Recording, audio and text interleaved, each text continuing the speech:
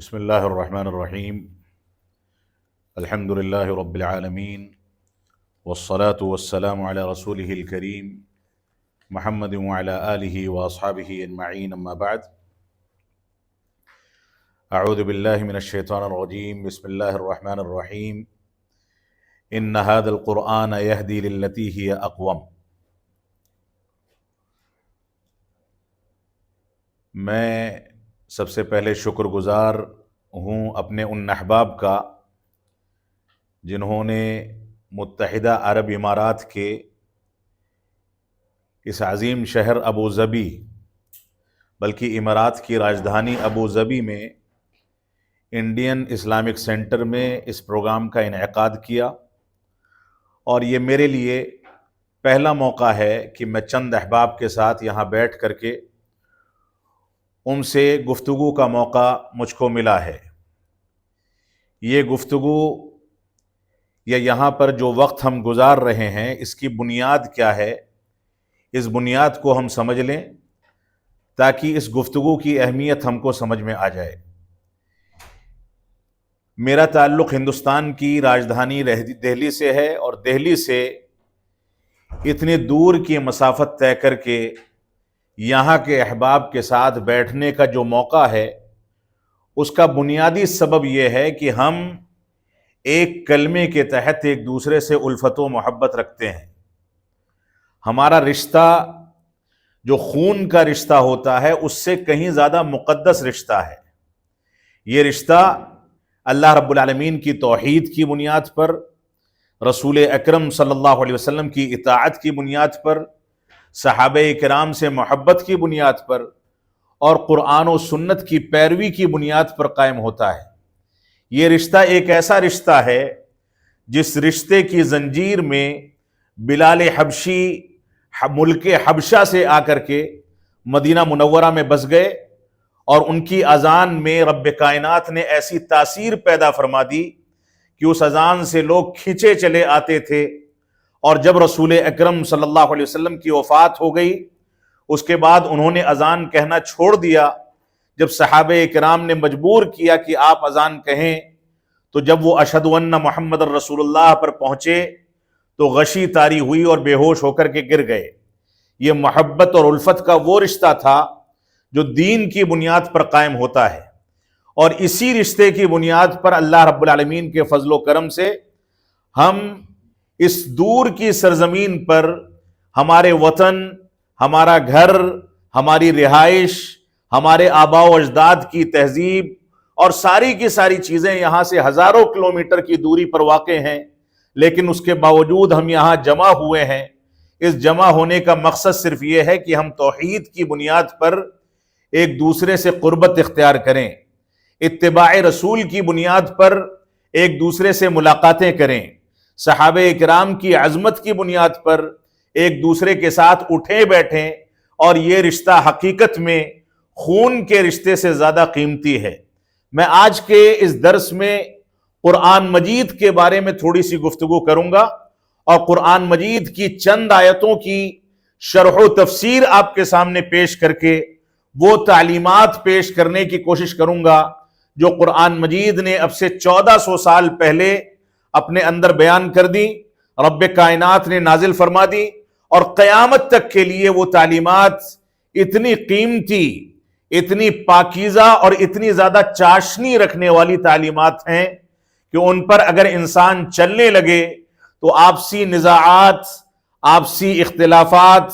بغض و نفرت، دوری اور مسافت، اور جتنی بھی چیزیں ہیں جن کی بنیاد پر انسان دور ہوتا ہے، ایک دوسرے سے عداوت کرتا ہے، یہ آیتیں ان ساری کی ساری چیزوں کو سمیٹ کر کے سب کو ایک دوسرے کا بھائی بنا دیتی ہیں۔ تو ہماری یہ ذمہ داری ہے کہ ہم قرآن مجید کی اس عظیم تعلیم کو لے کر کے سامنے چلیں۔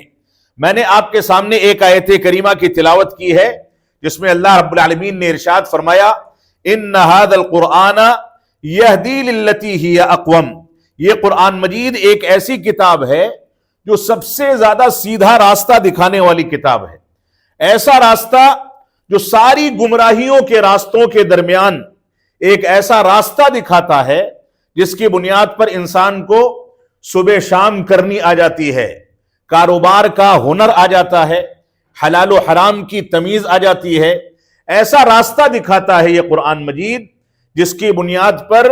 ہم انسان بنتے ہیں، ہمارے اندر شرافت آتی ہے، ہمارے اندر یہ بیداری پیدا ہوتی ہے کہ ہم کسی سے گفتگو کیسے کریں۔ یہ قرآن مجید یہاں تک تعلیمات دیتا ہے کہ اپنے نبی کی پیروی کرو، جس نبی نے تم کو استنجا اور قضاء حاجت کے آداب بھی بتائے ہیں، سونے اور بیدار ہونے کے آداب بھی بتائے ہیں، یہ بھی بتایا ہے کہ کھانا کیسے ہے، پینا کیسے ہے، لیٹنا کیسے ہے، نیند کیسے پوری کرنی ہے، بیدار کیسے ہونا ہے، سفر کیسے کرنا ہے، ایک دوسرے سے ملنا کیسے ہے، ہاتھ کیسے ملانا ہے، نگاہیں کہاں رکھنی ہیں، بال کیسے جھاڑے جائیں، داڑھی کے احکامات کیا ہیں، لباس کے احکامات کیا ہیں۔ یہ قرآن مجید اس نبی کی پیروی کا حکم دیتا ہے جس نبی نے انسانیت کو شرافت کے دائرے میں رہتے ہوئے اور شرافت کی تعلیم دیتے ہوئے ہر چیز کی تعلیم دے دی، ہر چیز کے بارے میں واضح کر دیا کہ انسان کو کیسے زندگی گزارنی ہے۔ تو یہ قرآن مجید سب سے سیدھا راستہ دکھانے والی کتاب ہے۔ اسی وجہ سے رب کائنات نے فرما دیا ان ھذا القرآن یہدی للتی ہی اقوم، یہ قرآن مجید سب سے زیادہ سیدھا راستہ دکھانے والی کتاب ہے۔ یہ سب سے زیادہ سیدھا راستہ توحید کا راستہ ہے، اتباع رسول کا راستہ ہے، رب کائنات کی عبادت کا راستہ ہے، صحابہ کرام سے محبت کا راستہ ہے، مسلمانوں کے آپسی بھائی چارے کا راستہ ہے۔ وہ راستے جو انسان کو دنیاوی تاریکیوں سے نکال کر کے، گمراہیوں سے نکال کر کے، نفرتوں سے نکال کر کے، عداوت اور سرکشی سے نکال کر کے شرافت کا راستہ دکھاتے ہیں، وہ راستہ یہ قرآن مجید ہم کو دکھاتا ہے۔ تو یہ قرآن مجید ہمارے لیے دو دھاری تلوار ہے۔ ایک روایت میں ہے کہ یہ قرآن ان اللہ یرفع بہذا الکتاب اقواما ویضع بہ آخرین، کہ اللہ رب العالمین اس قرآن مجید کے ذریعے ایک قوم کو سربلندی عطا فرماتا ہے، کیونکہ وہ قوم اس قرآن مجید کے حقوق کو ادا کرتی ہے، اس کی تعلیمات پر چلتی ہے، اس کی رہنمائی میں زندگی کو ڈھالتی ہے، جو کچھ حکم دیا گیا ہے اس کے مطابق زندگی کو گزارتی ہے۔ لہذا اس بنیاد پر یہ قرآن مجید انسان کو سربلندی کا، ترقی کا اور دنیا میں آگے بڑھنے کا راستہ دکھاتا ہے۔ اور دوسری جانب وَيَضَعُ بِهِ آخَرِينَ، دوسری جانب یہی قرآن مجید ہم کو اس پر عمل پیرا نہ ہونے کے نتیجے میں، اس کی تعلیمات سے دوری کے نتیجے میں ایسا راستہ دکھا دیتا ہے جس کے نتیجے میں انسان تباہی کو دعوت دیتا ہے، انسان گمراہ ہو جاتا ہے، غلط راستے پر پڑ کر کے زندگی کو تباہ کر لیتا ہے۔ لہذا یہ قرآن مجید دو دھاری تلوار ہے، اس قرآن مجید کو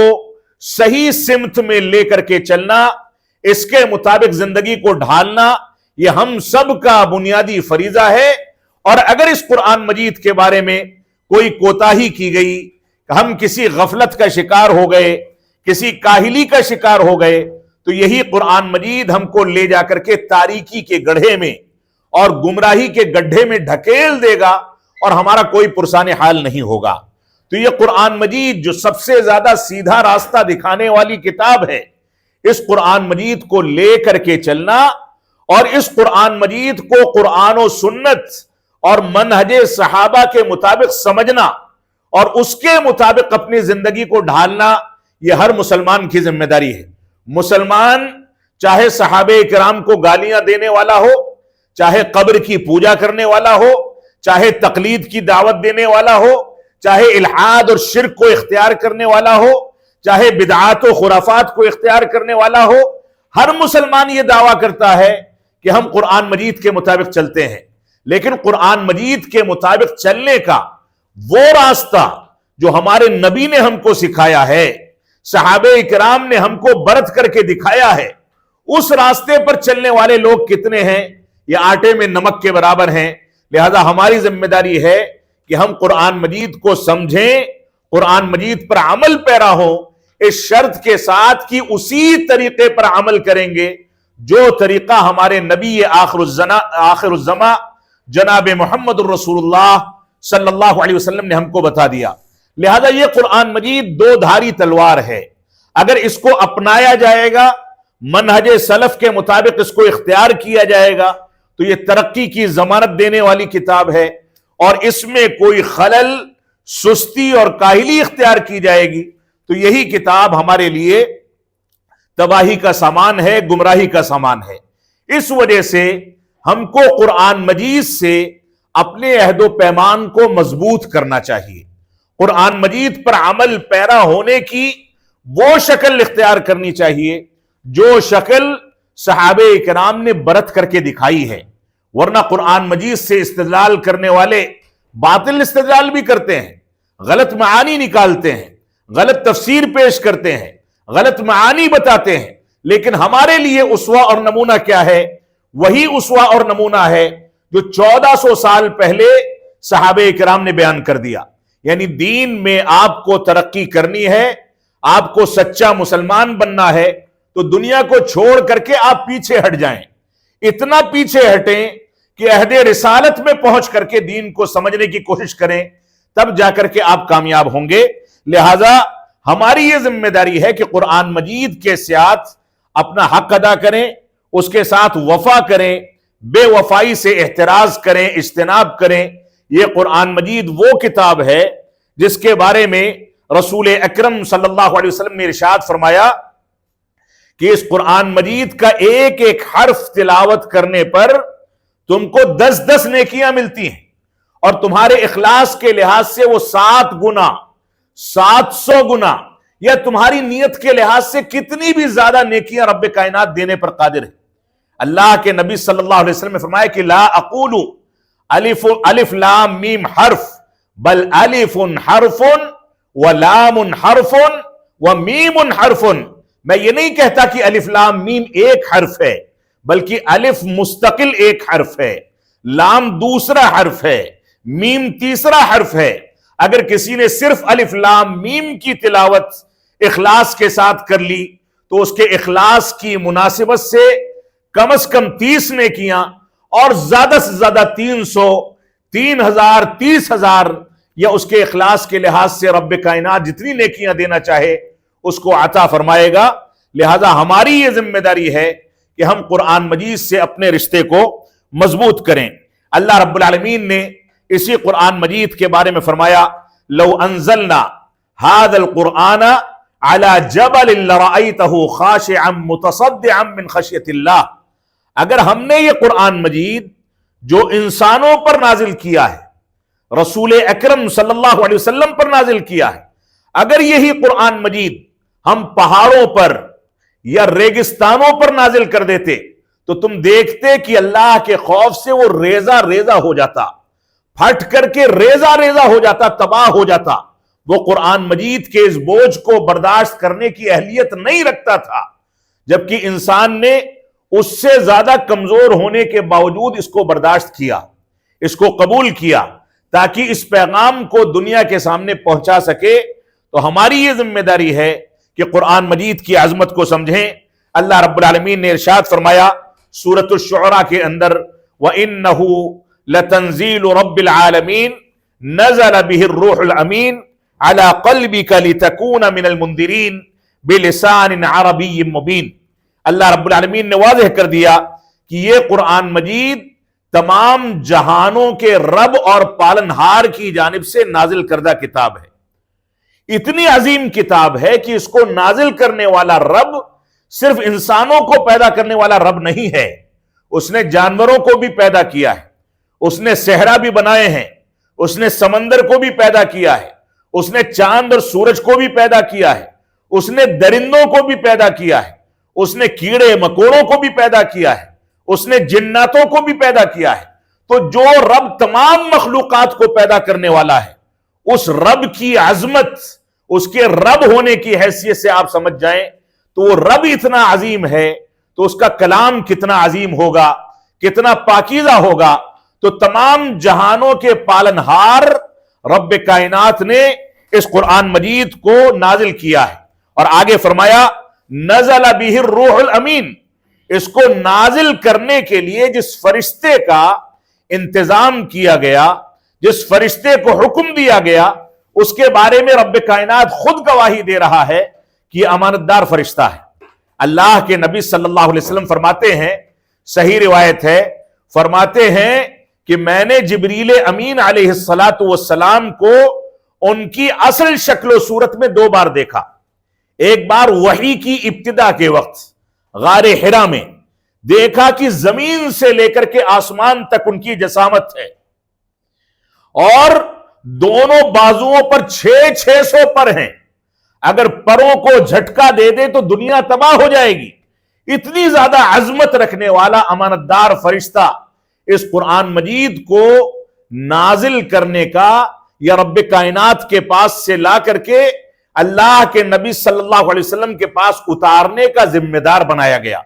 اس سے بھی قرآن مجید کی عظمت کا اندازہ کیا جا سکتا ہے کہ پیغمبر کا کام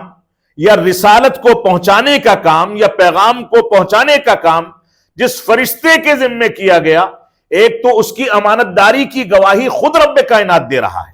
اور دوسری اس کی عظمت کا تذکرہ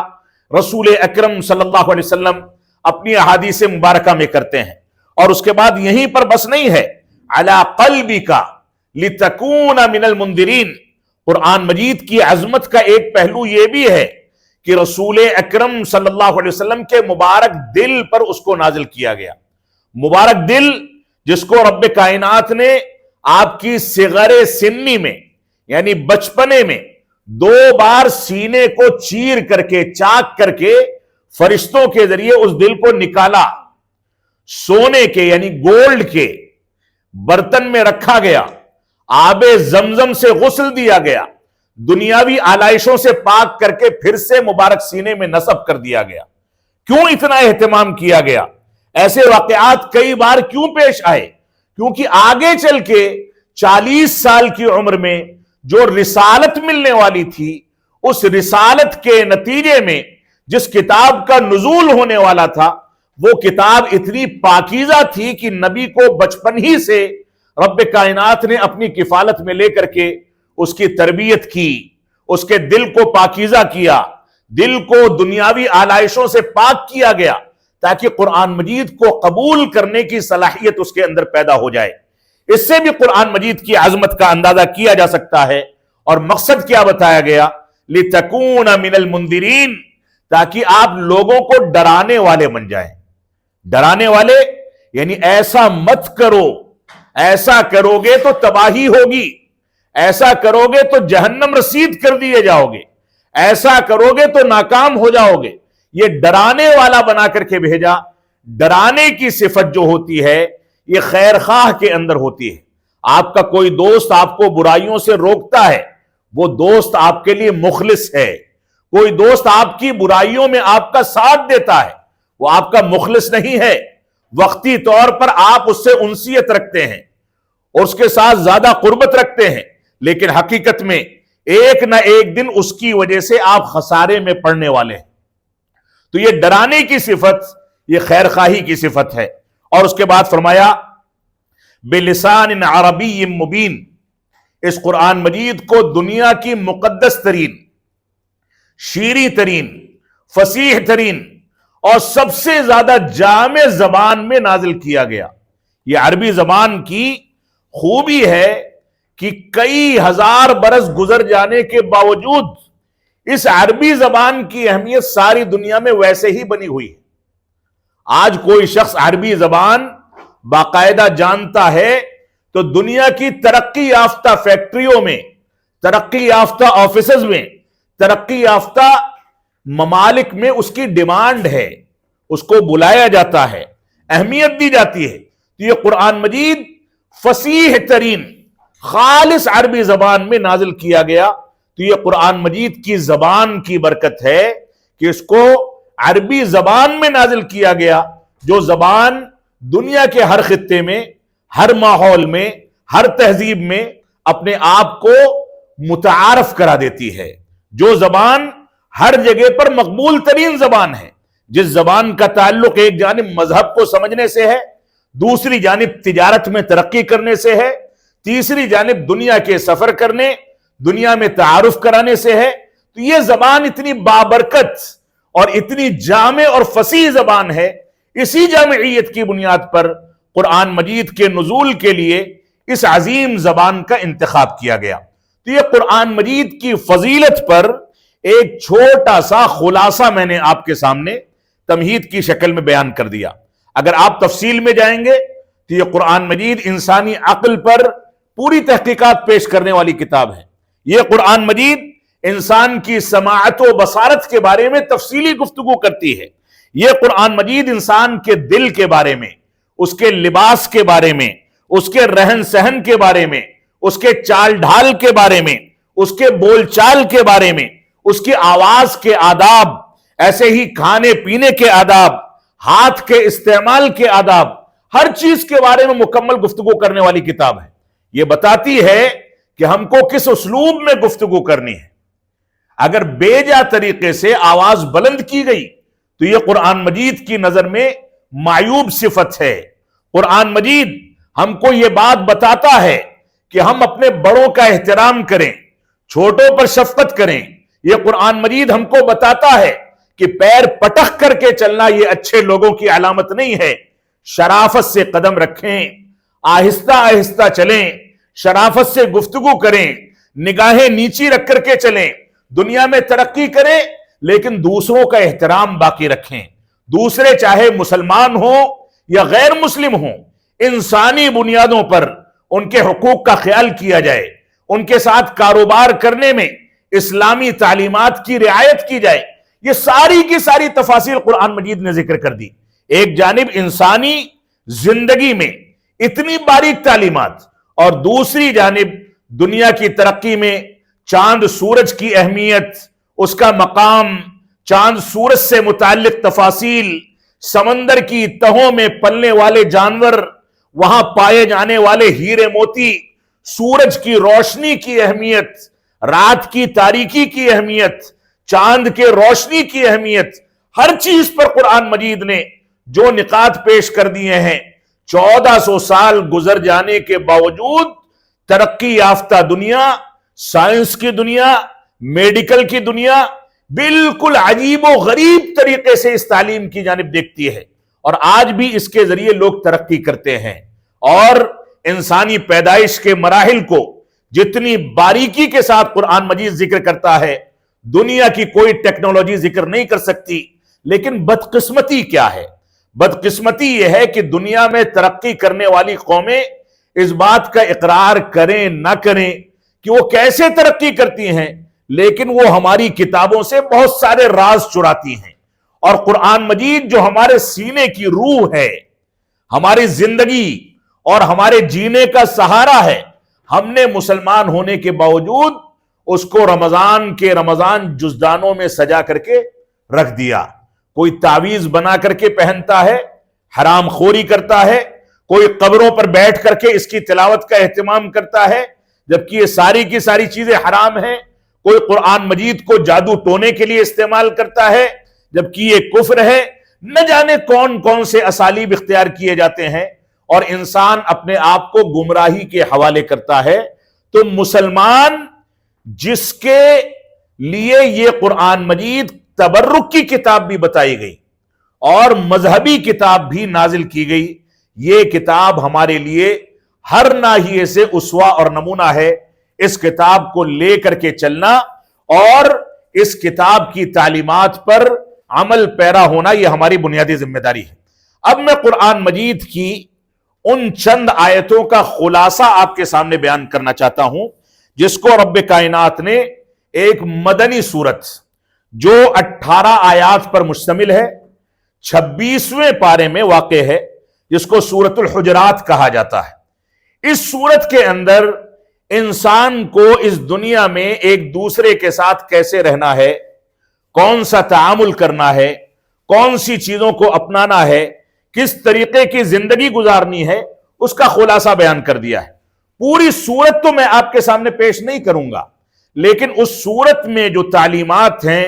اس کا خلاصہ آپ کے سامنے بیان کر کے اپنے خطاب کو ختم کروں گا۔ اللہ رب العالمین نے اس قرآن مجید کی اس عظیم سورت میں، سورۃ الحجرات میں، اللہ رب العالمین نے سب سے پہلی آیت کریمہ میں ارشاد فرمایا یا ایھا الذین آمنوا لا تقدموا بین یدی اللہ ورسولہ واتقوا اللہ ان اللہ سمیع علیم۔ اے لوگو، اے ایمان والو، اپنی بات کو اللہ اور اس کے رسول کی بات پر مقدم مت کیا کرو۔ ہماری عقل میں کوئی بات آئے نہ آئے، بحیثیت مسلمان کے ہماری ذمہ داری یہ ہے کہ ہم قرآن و سنت پر عمل پیرا ہوں۔ ہماری عقل میں کوئی بات آئے نہ آئے، اپنی رائے کو کبھی مقدم نہ کریں، بلکہ قرآن و سنت نے جو حکم دے دیا،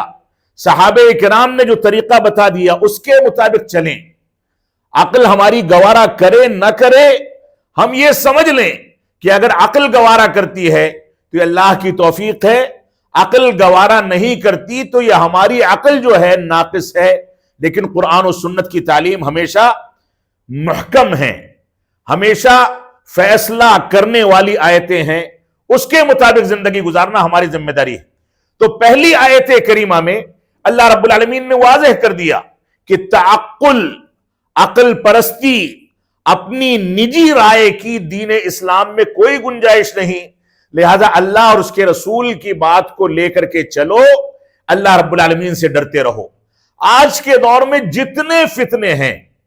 اخوانیت کا فتنہ ہو، ماتریدیت کا فتنہ ہو، رافضیت کا فتنہ ہو، صوفی ازم کا فتنہ ہو، جتنے بھی فتنے ہیں، یہ سارے کے سارے فتنے قرآن و سنت کو اپنی عقل پر تولنے کے نتیجے میں پیدا ہوئے ہیں۔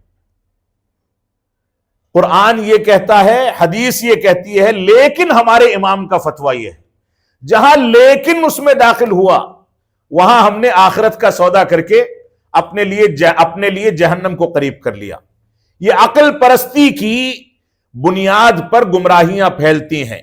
اسی وجہ سے عمر بن خطاب رضی اللہ تعالیٰ عنہ فرماتے ہیں کہ اتہموا الرائی، تمہارے دماغ میں جو رائے پیدا ہوتی ہے اس کو اتہام دے دو، سرے سے جیسے ہی پیدا ہو اتہام دے کر کے نکار دو کہ نہیں یہ صحیح ہو ہی نہیں سکتی، بلکہ قرآن و سنت میں جو کچھ ہے وہی صحیح ہوگا۔ یہ صحابہ کرام کا عمومی وتیرہ تھا، وہ اپنی عقل کو کبھی مقدم نہیں کرتے تھے، اور یہی اہل سنت والجماعت اور اہل کلام، یا دوسرے الفاظ میں کہیں اہل سنت والجماعت اور اہل بدعت میں یہی فرق ہے۔ اہل سنت والجماعت کا طریقہ یہ ہے کہ وہ دلیل کو مقدم کرتے ہیں، عقل میں بات آئے نہ آئے، لیکن اہل کلام اور اہل بدعت اپنی عقل کو مقدم کرتے ہیں، چاہے قرآن و سنت سے ثابت ہو یا نہ ہو۔ یہ ان کا وتیرہ ہے۔ آپ دیکھ لیں رافضیت میں اور دوسرے مذاہب میں، دوسرے مسالک میں، ساری بنیادیں اسی تعقل کی بنیاد پر ہیں، اسی عقلانیت اور رائے کی بنیاد پر ہیں۔ علی بن نبی طالب رضی اللہ تعالیٰ عنہ فرماتے ہیں لو کان الدین بالرأی، اگر دین کا معاملہ رائے کی بنیاد پر ہوتا تو موزے پر مسح پیر کے تالو میں کیا جاتا، اوپر کی جانب نہ کیا جاتا۔ ہمیں صرف اتنا کافی ہے کہ اللہ کے نبی صلی اللہ علیہ وسلم نے فرما دیا کہ سفر میں ہو تو 3 دن 3 رات، گھر پر ہو تو 1 دن 1 رات، اگر طہارت کی حالت میں وضو کر کے موزہ پہنا ہے تو اس پر مسح کرنا کافی ہے۔ یہ مسح کیسے کیا جائے گا؟ پیر کے اوپر کی جانب کیا جائے گا۔ اگر دین کی بنیاد عقل پر ہوتی تو تالو پر مسح کیا جاتا، کیونکہ تالو پر گندگی لگتی ہے، اوپر کچھ نہیں لگتا۔ تو دین کی بنیاد دلیل پر ہے، عقل پر ہرگز نہیں ہے۔ تو پہلی آیت کریمہ میں اللہ رب العالمین نے دین کی بنیاد کا تذکرہ کر دیا کہ اللہ اور اس کے رسول پر اپنی بات کو کبھی مقدم مت کرو، اور اللہ رب العالمین سے ڈرو، اور سمجھ لو کہ اللہ رب العالمین سننے والا اور علم رکھنے والا ہے۔ دوسری آیت کریمہ میں اللہ رب العالمین نے مزید محدود کر دیا، مزید احکامات دے کر کے ہم کو اس کا مکلف بنا دیا۔ فرمایا یا ایھا الذین آمنوا لا ترفعوا اصواتکم فوق صوت النبی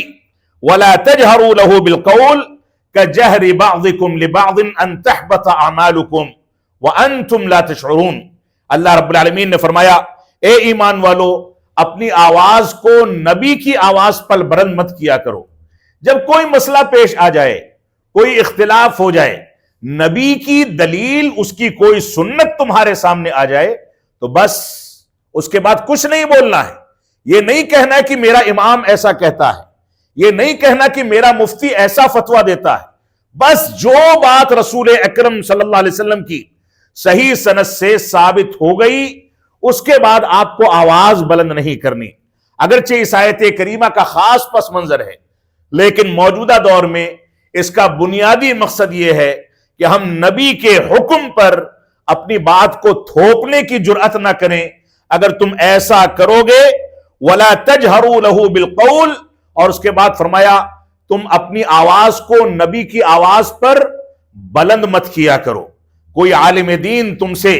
سنت کی بات کہہ کر کے گفتگو کرتا ہے، کوئی عالم دین تم کو صحیح بخاری صحیح مسلم کی روایتیں ذکر کر کے بتاتا ہے، تو یہ نہ کہو کہ اس کو بخاری کا بخار آتا ہے، یہ نہ کہو کہ یہ یہودیوں کی اولاد ہے، یہ نہ کہو کہ یہ ایسا ہے ویسا ہے، بلکہ اس کو قبول کر لو. نبی کی آواز پر اپنی آواز کو بلند مت کرو. اگر تم نے اس کی آواز پر اپنی آواز کو بلند کیا تو تم سمجھ بھی نہیں پاؤ گے اور تمہارے اعمال ضائع ہو جائیں گے.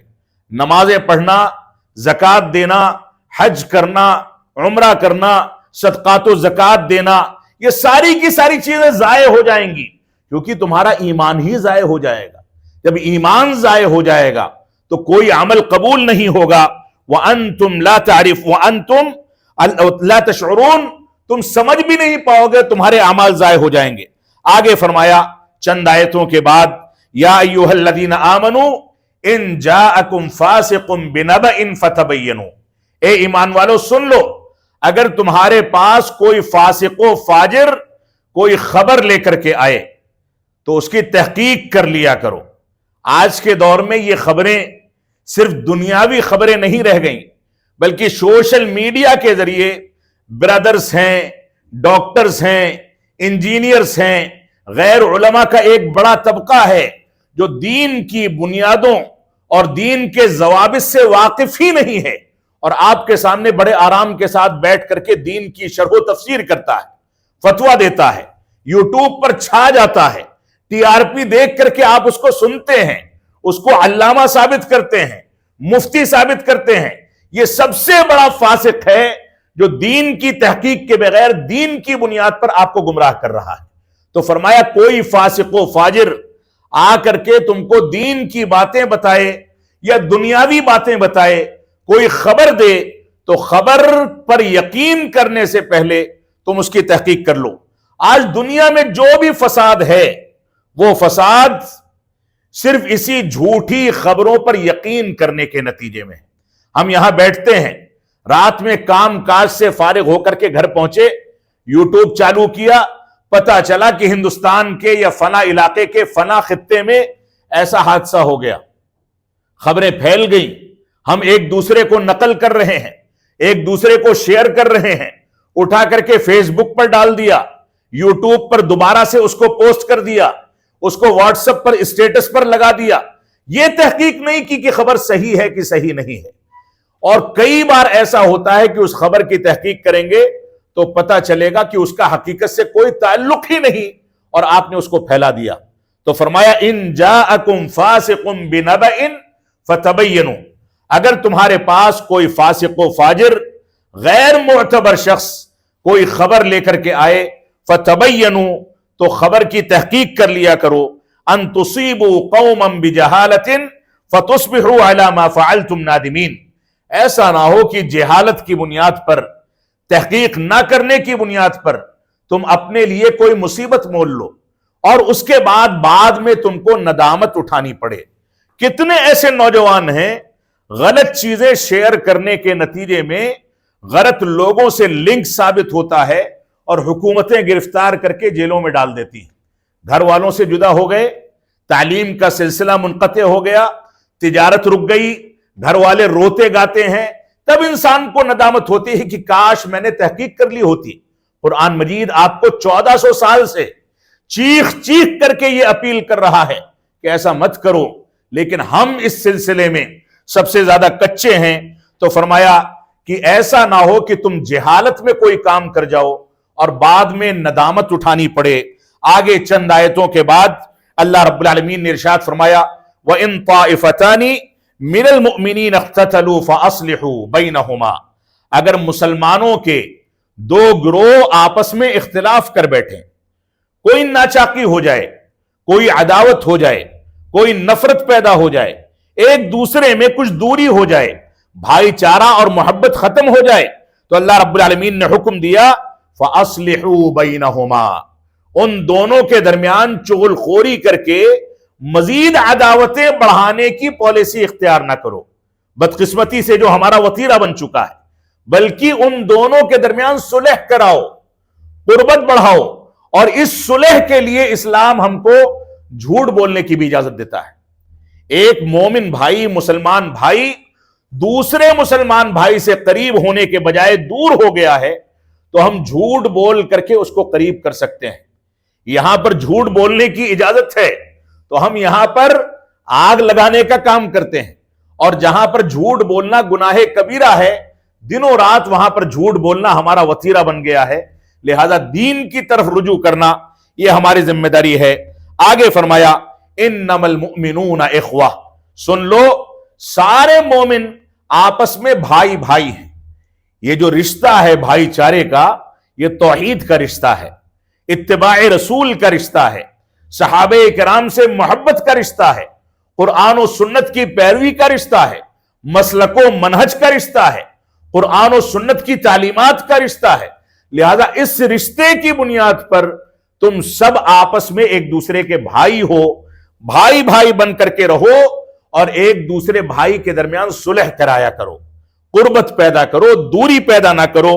ان آیتوں میں اللہ رب العالمین نے ہم کو آپس کے معاشرتی نظام کے بارے میں ایک واضح تعلیم دے دی، تاکہ ہم میل محبت اور پیار و محبت کے ساتھ ایک دوسرے کا تعاون کریں، ہمارا کاروبار ترقی کرے، ہم دنیا میں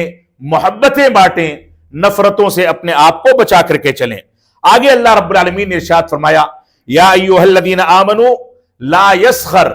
قوم من قوم عسى ان يكونوا خيرا منهم ولا نساء من نساء عسى ان يكن خيرا منهن ولا تلمزوا انفسكم ولا تنابزوا بالالقاب۔ اللہ رب العالمین نے فرمایا اے ایمان والو، ایک قوم دوسری قوم کا مذاق نہ اڑائے۔ ذرا سا کسی کے پاس بیلنس اچھا ہو گیا، مال و دولت آ گیا، اچھی گاڑیوں پر چلتا ہے، اچھے مکانات میں رہتا ہے، تو وہ انا کا شکار ہو جاتا ہے، کبر و تعلی کا شکار ہو جاتا ہے، اپنے سے کمتر لوگوں کا مذاق اڑاتا ہے۔ رب کائنات نے فرمایا اے ایمان والو، یہ مذاق نہ اڑاؤ۔ رب کائنات نے کسی کو محروم رکھا ہے تو اس کی حکمت ہے، بلکہ جس کو محروم رکھا ہے اس کے لیے آخرت میں عافیت زیادہ ہے، اس کو کم جواب دینا ہوگا۔ جس کو زیادہ نوازا ہے اس کا حساب کتاب زیادہ سخت ہونے والا ہے۔ لہذا کوئی کسی کا مذاق نہ اڑائے، اور ایک دوسرے کے بارے میں نہ مرد ایک دوسرے کا مذاق اڑائیں، نہ خواتین ایک دوسرے کا مذاق اڑائیں، کیونکہ ہو سکتا ہے کہ یہ مرد جس کا مذاق اڑایا جا رہا ہے، یا یہ خاتون جس کا استہزاء اور مذاق کیا جا رہا ہے، ہو سکتا ہے کہ جو لوگ مذاق اڑا رہے ہیں یہ اس مذاق جس کا اڑایا جاتا ہے اس سے کمتر ہوں، جس کا مذاق اڑایا جا رہا ہے وہ ان سے افضل ہو۔ لہذا ایسا نہ کرو، وہ تقوی میں، پرہیزگاری میں، رب کائنات سے قربت و محبت میں اگر افضل ہوگا تو اس کے دل کی تکلیف تمہارے لیے بد دعا بن جائے گی۔ لہذا ایک دوسرے کا مذاق نہ اڑاؤ۔ وَلَا تَلْمِزُوا أَنفُسَكُمْ، ایک دوسرے پر عیب نہ لگاؤ کہ فلاں ایسا ہے، فلاں ویسا ہے، فلاں چلتا ہے تو ایسے چلتا ہے، فلاں کی آنکھ میں یہ کمی ہے، فلاں کی چال میں یہ کمی ہے، فلاں کی گفتگو میں یہ کمی ہے۔ ایک دوسرے کو تم عیب نہ لگاؤ، اس انداز کی گفتگو نہ کرو، کیونکہ اللہ رب العالمین نے ان کو پیدا کیا ہے۔ اللہ رب العالمین جس کو جیسا چاہتا ہے ویسا بناتا ہے۔ اسی وجہ سے رسول اکرم صلی اللہ علیہ وسلم کا حکم ہے کہ دنیا داری میں اپنے سے کمتر لوگوں کو دیکھو کہ تمہارے پاس دونوں پیر ہیں، کوئی ایک پیر سے محروم کر دیا گیا ہے، تمہارے پاس دونوں آنکھیں ہیں، کوئی کانا بنایا گیا ہے، کوئی کانا شخص ہے، وہ دیکھے کہ کسی کو اندھا بنایا گیا ہے، تمہارے پاس دونوں ہاتھ ہیں، ہو سکتا ہے کوئی ایک شخص ایک ہاتھ سے محروم ہو، تو تم جب کمتر لوگوں کو دیکھو گے تو شکر گزاری کا جذبہ بڑھے گا۔ لیکن دینداری میں اپنے سے زیادہ عمل کرنے والوں کو دیکھو، خود 5 وقتہ نمازوں کی پابندی کرتے ہو تو ایسے مسلمانوں پر غور و تدبر کرو جو تہجد بھی پڑھتے ہیں، نوافل اور سنت رواتب کا اہتمام بھی کرتے ہیں۔ لہذا تمہاری یہ ذمہ داری ہے کہ اس اسلوب میں زندگی گزارو کہ دنیا داری میں کمتر لوگوں پر توجہ دی جائے اور دینداری میں زیادہ عمل کرنے والوں پر توجہ دی جائے۔ اس سے تمہاری زندگی میں نکھار پیدا ہوگا، تواضع آئے گا، انکساری پیدا ہوگی، تم اللہ رب العالمین کے شکر گزار بنو گے، دنیا میں ترقی کرو گے، اور ہمیشہ تمہاری زندگی کے اندر ایک بیلنس ہوگا، کسی سے حسد کا شکار نہیں ہوگے، کینوں کپٹ کا شکار نہیں ہوگے، عداوت اور دشمنی نہیں کرو گے۔ لہذا اس طریقے کی زندگی گزارو۔ اور اس کے بعد فرمایا وَلَا تَنَابَزُوا بِالْأَلْقَابِ، لوگوں کو برے القاب سے نہ نوازا کرو، برے القاب سے ملقب نہ کیا کرو، لوگوں کو برے القاب سے نہ پکارا کرو۔ لہذا تمہاری یہ بھی ذمہ داری ہے کہ القاب اچھے اختیار کیے جائیں، کسی کو برے القاب نہ دیے جائیں۔ آگے فرمایا یا ایھا الذین آمنوا اجتنبوا کثیرا من الظن ان بعض الظن اثم ولا تجسسوا ولا یغتب بعضکم بعضا ایحب احدکم ان یأکل لحم اخیہ میتا فکرہتموہ۔ اللہ رب العالمین نے فرمایا اے ایمان والو سنو، ابھی اسی پر بس نہیں ہوا، تمہاری معاشرتی زندگی کا ایک بنیادی پہلو یہ بھی ہے کہ سنو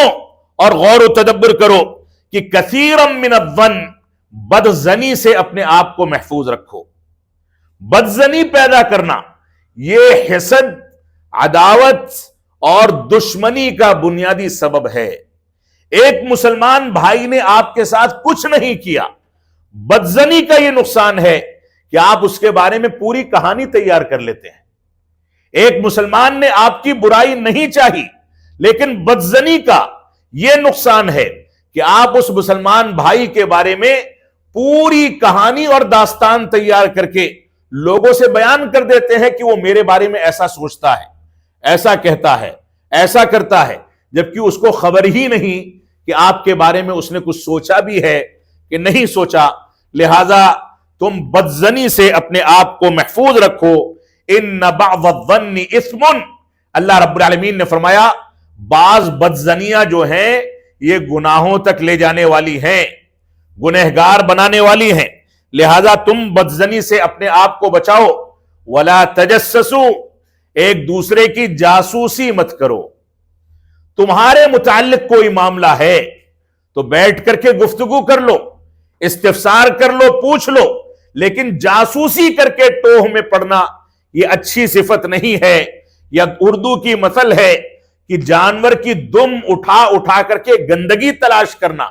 یہ مسلمانوں کا وطیرہ نہیں ہے۔ لہذا تم جاسوسی مت کرو۔ ولا یغتب بعضکم بعضا، اور تم میں سے ایک دوسرے کی غیبت نہ کرے۔ انسان کے اندر جو عیب ہے وہ عیب اس کی پیٹھ پیچھے بیان نہ کرے۔ عیب موجود ہے تبھی اس کو غیبت کہا جاتا ہے، اور اس غیبت کو قرآن مجید نے مردہ بھائی کے گوشت کو کھانے کے مانند قرار دیا۔ اللہ رب العالمین نے فرمایا ایحب احدکم ان یأکل لحم اخیہ میتا فکرہتموہ، کیا تم میں سے کوئی پسند کرے گا کہ اپنے مردار بھائی کا گوشت کھائے؟ یقیناً تم پسند نہیں کرو گے۔ یہ غیبت مردہ بھائی کا گوشت کھانے کے مانند ہے۔ اور اللہ کے نبی صلی اللہ علیہ وسلم نے اس سلسلے میں ایک روایت ہے عائشہ صدیقہ رضی اللہ تعالیٰ عنہا کی، جس میں انہوں نے صفیہ رضی اللہ تعالیٰ عنہا کے بارے میں کہہ دیا کہ صفیہ ایسی ایسی ہیں، ان کا قد ان سے کچھ ناٹا تھا، تھوڑی ٹھگنی تھی، تو ان کے بارے میں تبصرہ کر دیا۔ تو اللہ کے نبی صلی اللہ علیہ وسلم غضبناک ہو گئے، فرمایا تمہارا یہ کلمہ، تمہارے یہ الفاظ اگر سمندر میں گھول دیے جائیں تو سمندر کا پانی تیکھا اور کڑوا ہو جائے گا، بدمزہ ہو جائے گا۔ یہ اتنا بڑا گناہ ہے، لہذا غیبت مت کیا کرو۔ غیبت کرنا مردار بھائی کے گوشت کھانے کے مانند ہے۔ آگے اللہ رب العالمین نے ارشاد فرمایا، یا ایھا الذین آمنوا انا خلقناکم من ذکر وانثی وجعلناکم شعوبا وقبائل لتعارفوا ان اکرمکم عند اللہ اتقاکم۔ اللہ رب العالمین نے ارشاد فرمایا، اے ایمان والو، ہم نے تم کو ایک مرد اور ایک عورت سے پیدا کیا ہے، ایک مرد اور ایک عورت سے پیدا کیا ہے۔ اب یہ مرد چاہے کہیں کا بھی رہنے والا ہو، کسی بھی تہذیب سے تعلق رکھتا ہو، اگر اس نے کسی دوسرے تہذیب کی خاتون سے شادی کر لی تو بچوں کا سلسلہ ویسے ہی چلے گا جیسے علاقے میں شادی کرنے کی بنیاد پر چلتا ہے۔ تو رب کائنات نے فرمایا کہ ہم نے تم کو ایک مرد اور ایک عورت سے پیدا کیا ہے، وَجَعَلْنَاكُمْ شُعُوبًا وَقَبَائِلَ لِتَعَارَفُوا، اور تمہارے الگ الگ قبیلے بنا دیے، کسی کو عربی بولنے والا، کسی کو مراٹھی بولنے والا، کسی کو بنگلہ بولنے والا، کسی کو انگریزی بولنے والا، کسی کو بھوجپوری بولنے والا۔ یہ الگ الگ تہذیبوں میں رب کائنات نے تقسیم کر دیا۔ کسی کو کالا بنایا، کسی کو گورا بنایا، کسی کو سانولا بنایا، کسی کو لمبا بنایا، کسی کو ٹھگنا بنایا، کسی کو کسی تہذیب سے وابستہ کر دیا۔ لیکن رب کائنات نے ایک معیار سارے انسانوں کے لیے رکھا، جس معیار کا تذکرہ رسول اکرم صلی اللہ علیہ وسلم نے حجۃ الوداع میں فرمایا تھا کہ الا لا فضل لعربی علی عجمی، اے لوگوں خبردار سن لو، کسی عربی کو کسی عجمی پر کوئی فوقیت حاصل نہیں ہے، کسی عجمی کو کسی عربی پر، کسی عربی کو کسی عجمی پر کوئی اہمیت اور فضیلت حاصل نہیں ہے، کسی کالے کو کسی گورے پر، کسی گورے کو کسی کالے پر کوئی اہمیت حاصل نہیں ہے، الا بالتقوی، مگر تقوی کی بنیاد پر۔ ایک مسلمان جو ہندوستان کی سرزمین پر زندگی گزارتا ہو اور دوسرا اس کا مسلمان بھائی جو 5 وقتہ نماز مکہ مکرمہ میں رہائش پذیر ہو کر کے خانہ کعبہ میں پڑھتا ہو، ایک وقت کی نماز بھی نہ چھوٹتی ہو، لیکن اگر تقوی اور پرہیزگاری میں ہندوستانی مسلمان، وہاں زندگی گزارنے والا مسلمان اس سے بہتر ہے، تو رب کائنات نے مکہ مکرمہ میں رہائش پذیر ہونے کے باوجود ہندوستان میں رہائش پذیر مسلمان کو فوقیت دے رکھی ہے، کیونکہ وہ تقوی کے مفہوم کو زیادہ سمجھتا ہے، اس کی رعایت زیادہ کرتا ہے، اس کے تقاضوں پر زیادہ چلتا ہے۔ تو اسی کا تذکرہ اللہ رب العالمین نے یہاں فرمایا کہ ہم نے مختلف ٹولیوں میں، مختلف قبائل میں تم کو بانٹ دیا۔ یہ بانٹنے کا مقصد یہ ہے کہ تم تعارف کرو، ایک دوسرے سے انٹروڈکشن کرو۔ آپ کوکن کی سرزمین سے، ہندوستان کی سرزمین سے، ہندوستان کے مختلف علاقوں سے یہاں آئے ہیں، یہاں کاروبار کرنے آئے ہیں۔ اگر آپ اس کاروبار میں یہ دیکھیں کہ میں اپنے علاقے کے انسان سے ہی کاروبار کروں گا تو آپ کا کاروبار ختم ہو جائے گا۔ یہ تعارف کا ذریعہ ہے کہ آپ وہاں سے صلاحیتیں پیدا کر کے یہاں آتے ہیں، یہاں سے یورپ جاتے ہیں، دنیا کے مختلف خطوں میں جاتے ہیں، ایسی ایسی جگہوں پر جاتے ہیں جہاں آپ کے ہندوستان کا کوئی کبھی نہیں گیا، لیکن وہاں پر اسی تعارف کی بنیاد پر آپ کا کاروبار فروغ پاتا ہے۔ تو اللہ رب العالمین نے یہ قبائل، یہ تہذیبیں، یہ رنگ و نسل، یہ زبانیں، یہ برادریاں اس وجہ سے بنائی ہیں کہ ایک دوسرے کا تعارف ہو، لیکن فوقیت اور فضیلت صرف تقوی کی بنیاد پر ہے۔ اسی وجہ سے اللہ رب العالمین نے فرمایا ان اکرمکم عند اللہ اتقاکم، تم میں سب سے زیادہ باعزت وہ ہے جو سب سے زیادہ تقوی والا ہے۔ یہ بنیاد ہے، یہ معیار ہے، یہ میزان ہے جس کی بنیاد پر انسان کو دوسرے انسان سے